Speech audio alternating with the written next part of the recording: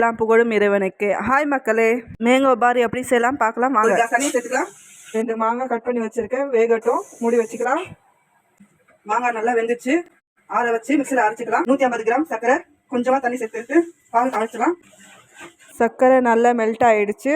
அரைச்சி வச்ச mango paste சேர்த்துக்கலாம். 2 சிட்டிகை உப்பு போட்டுக்கலாம்.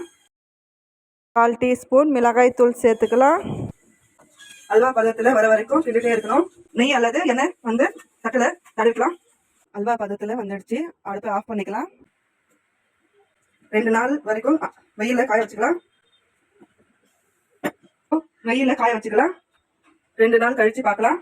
2 நாள் ஆயிடுச்சு, நல்லா காஞ்சிச்சு. இப்போ கட் பண்ணிக்கலாம்.